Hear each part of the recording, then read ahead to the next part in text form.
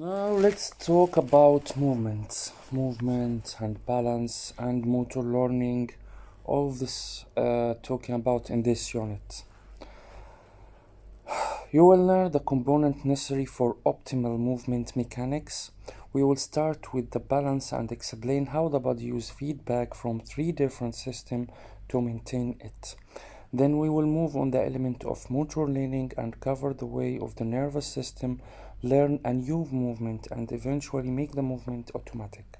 At the end of this unit, you should understand the mechanism that regulates your balance and motor learning. First, let's take a look about the movement overview. Imagine seeing a Lamborghini race down a long stretch of interstate.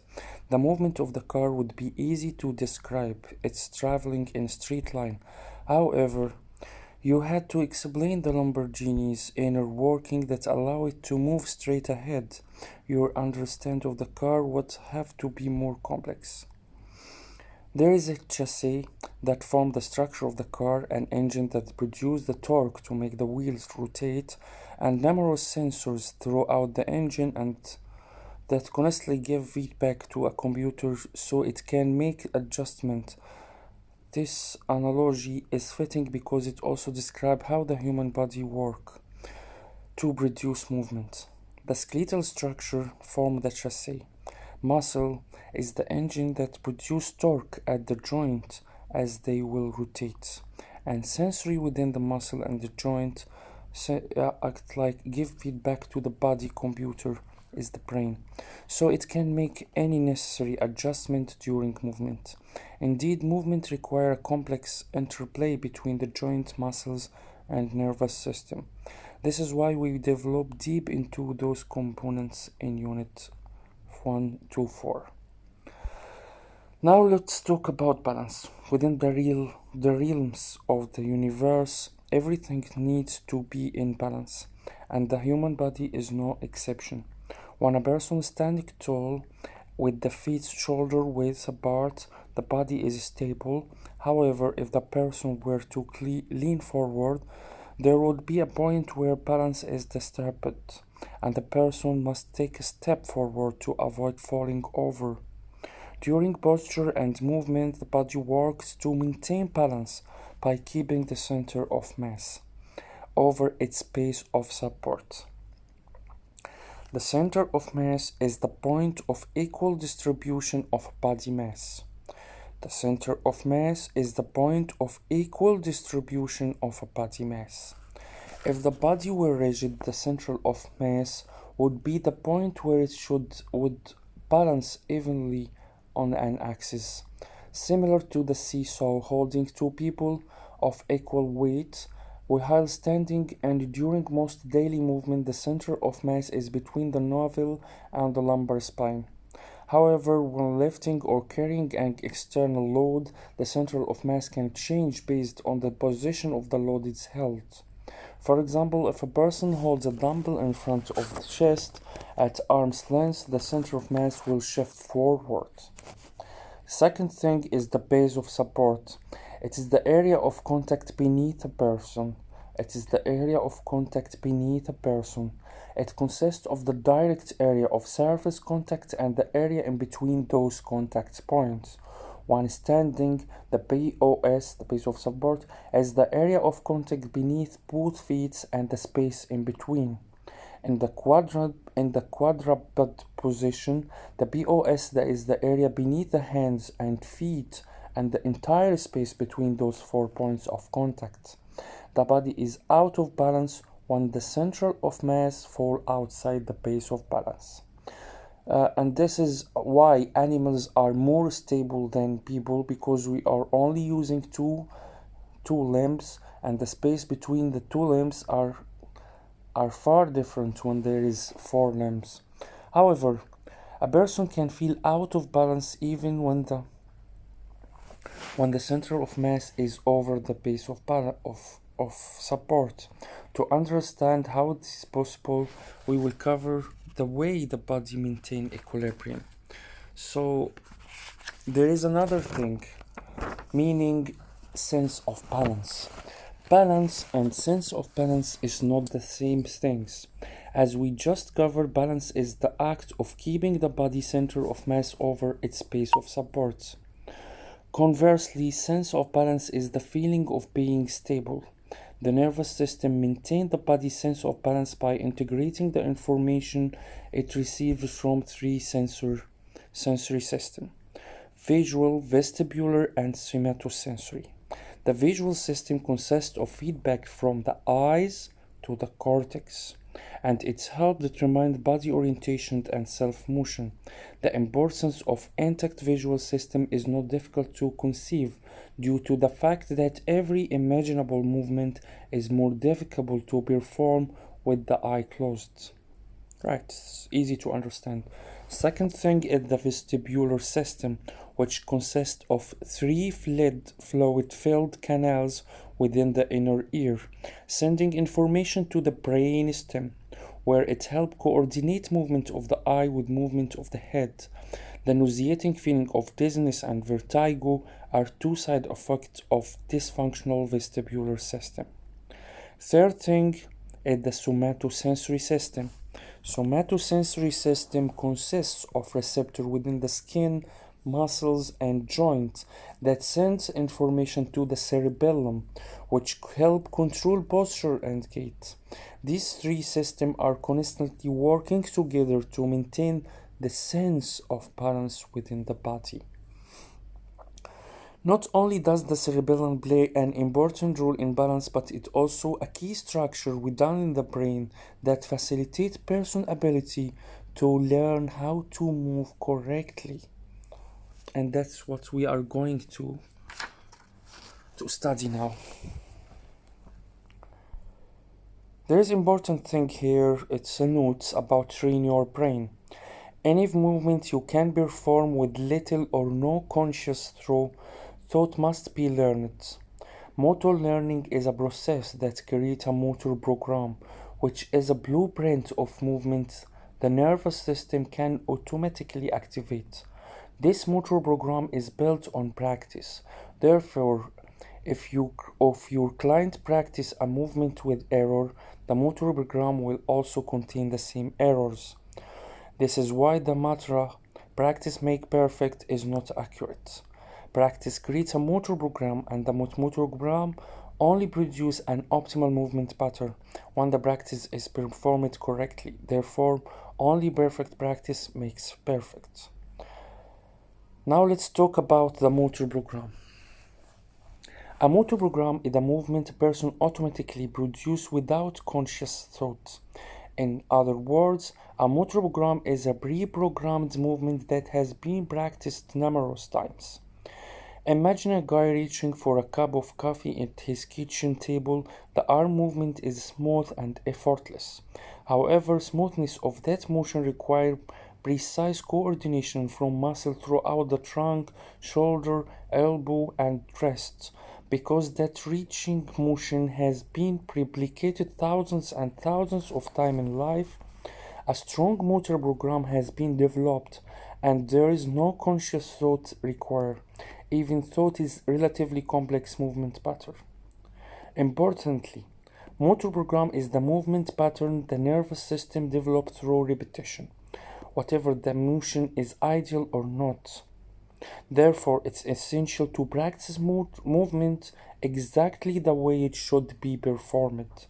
Now let's discuss how motor program is developed and the importance of getting it right. Let's talk about the motor learning. The brain and synapses within the nervous system are adapted to the input they receive. Practicing a movement can change the motor cortex structure and synapse can become stronger. For example, when a person starts learning to play piano for the first time, the motor cortex area devoted to those fingers movement will expand and synapses between the brain and those motor units will strengthen. This is the neuroplasticity. The motor learning is a process influenced primarily by the cerebellum, which develop change the way the nervous system performs movements. In other words, the process involved in a motor learning are what creates a motor program. The goal of a motor learning is to enhance the smoothness, accuracy, and speed of the movement through two neurological processes. The first, why, the first way motor learning occurs is through closed loop motor control, which is slow, deliberate focus required to learn the unfamiliar movement. Closed loop motor control is what creates a motor program after that, after weeks or months of practice. Open loop motor control is the execution of that motor program. It's a pre-programmed automatic movement similar to the reflex action. Let's discuss each type of motor control in greater detail. But before, let's stress on these three points.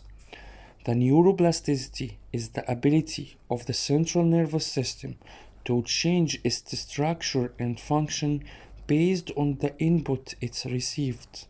The second, motor learning, is a process that develops changes the way the nervous system performs the movement. Closed loop motor control. This is the motor learning process that uses sensory feedback to develop a motor program. Open loop motor control is the execution of a motor program that doesn't involve sensory feedback. For closed loop motor control uses sensory feedback to learn a movement. When an unfamiliar movement is performed, the brain must constantly make adjustments through sensory feedback from the muscle spindle within the muscle and Golgi tendon organ within the tendons. This sensory feedback is sent to the cerebellum, where it corrects and coordinates the movement while it's happening. For example, imagine a person has never performed a body weight squat with a resistance band stretched over the lower thigh. The bandless squat was effortless because it's been performed tens of thousands of times throughout the person's life. However, the addition of the band creates a new challenge due to the fact its direction of resistance is trying to pull the knees inwards. Therefore, the cerebellum is brought into play to make the necessary adjustments. The resistance band creates an inward pull at the knees that, if not overcome by the cerebellum, also causes the hip and ankles to rotate inwards. Therefore, the pull of the band causes internal rotation and adduction at the hip, along with the pronation in the feet. To perform the squat while keeping the knees directly above the feet, the cerebellum must make adjustments at the hip and feet to oppose those actions. The gluteus muscle at the hip must be activated to perform external rotation abduction at the hip, and the posterior tibialis muscle are required to supinate the feet.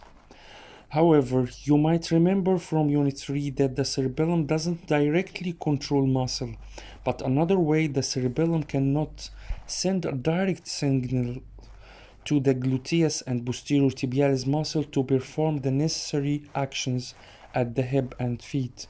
And instead, the cerebellum tells the descending tracts to make those adjustments since they activate the motor neuron pools that go to those muscles. This process involves 3 steps. First, the cerebellum receives feedback information from the sensory receptor located in the muscle and joint at each hip and foot. Second, it processes information and determines the gluteus and posterior tibialis muscle need to be activated. Third, the cerebellum sends this new information to the descending tract, which activate the lower motor neuron pools connected to those muscles. In other words, closed-loop motor control uses sensory information to consciously and continuously adjust movement while it's happening. The additional sensory feedback requires significantly more time for the nervous system to process. Therefore, a new movement should be performed slowly during the early stage so the nervous system can learn to do it correctly. Furthermore, the new movement should be performed frequently. Through practice, the motor cortex area associated with the novel movement will enlarge, which gives the person better control of movement. Additionally, the synapse between the neurons or between neurons and muscle will strengthen. Let's cover this process that the synapse used to increase its strength, which is the synaptic plasticity. Synaptic plasticity is the ability for the synapse to become stronger or weaker based on the activity they receive. The synapse between the motor neurons and the muscle fibers is innervated in the neuromuscular junction. This is the space between the neurotransmitter acetylcholine is released to activate the muscle receptor that lead to the muscle contraction. It is believed that the synaptic strength for the neuromuscular junction can be enhanced through two mechanisms. First, the motor neuron will release a greater amount of acetylcholine into the neuromuscular junction. However, the muscle has a limited number of available receptors to bind that extra acetylcholine. Therefore, the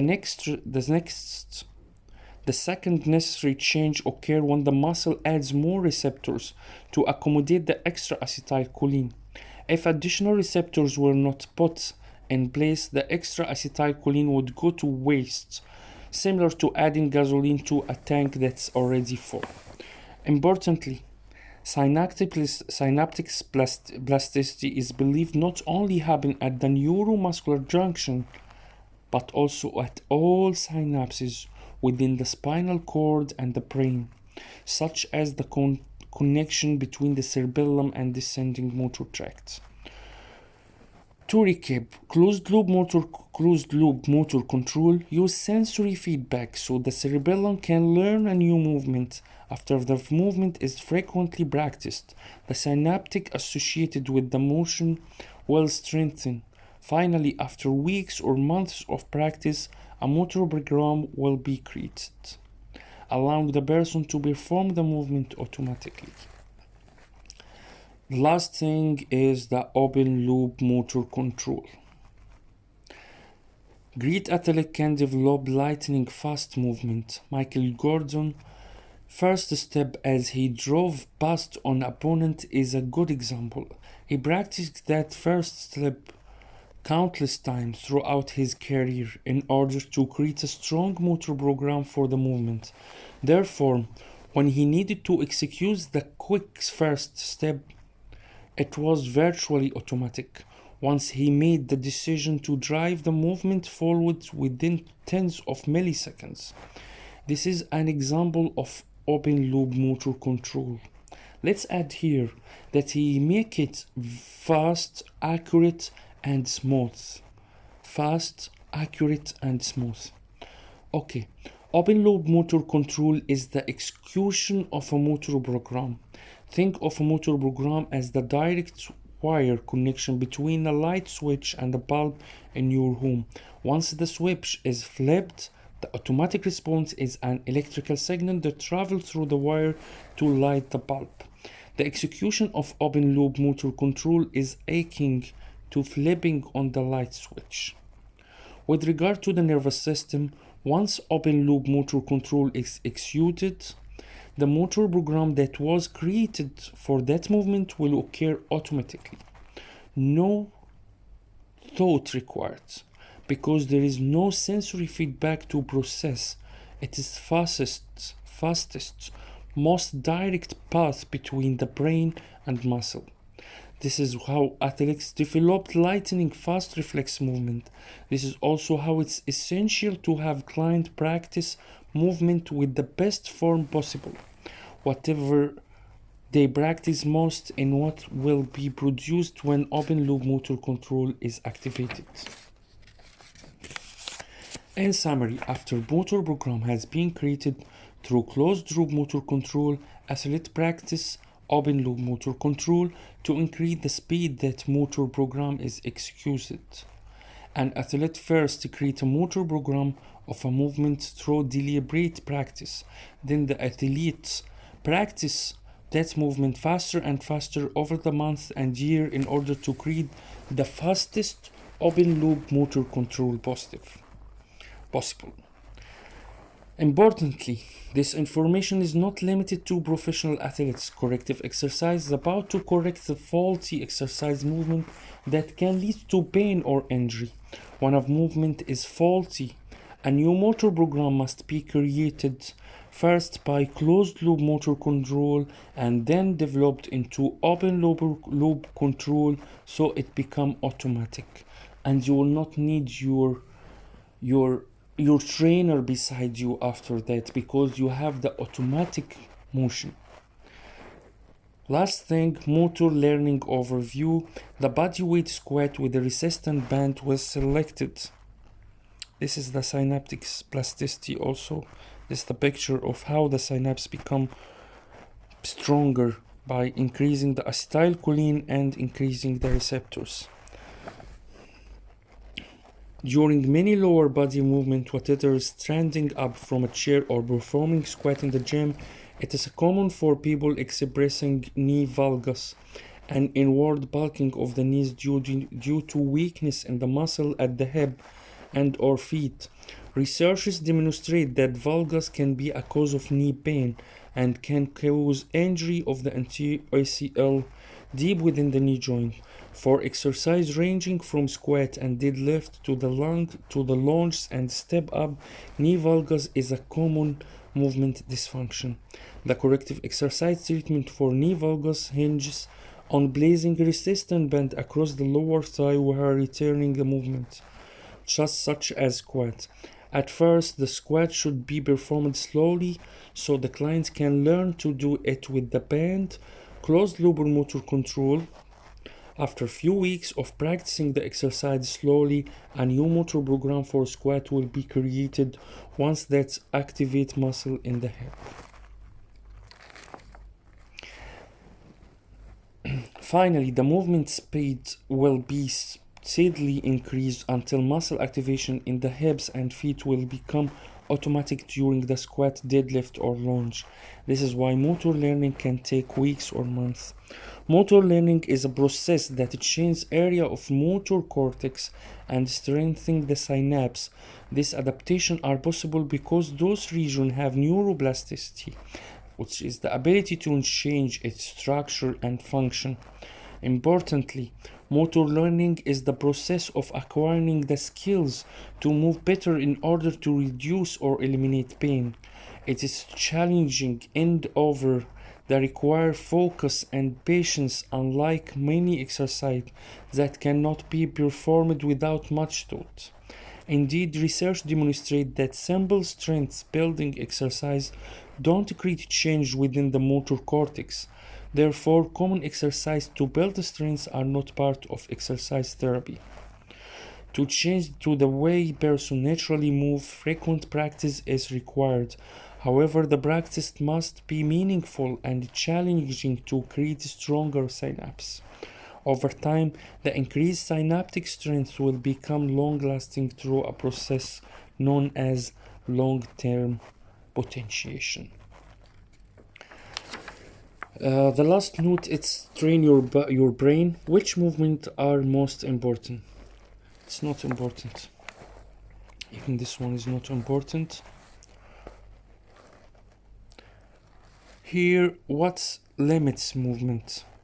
Three components can limit movement: strength, mobility, and motor control. A lack of any one of those components will disrupt normal biomechanics. The potential limitation of strength and mobility are easy to understand. When a muscle doesn't have the strength to overcome an opposing resistance, moving will not occur. And each joint has available range of motion, therefore any movement beyond that range is not possible. A lack of a motor control impairs the smoothness and accuracy of movement, which increase the risk of joint pain and injury.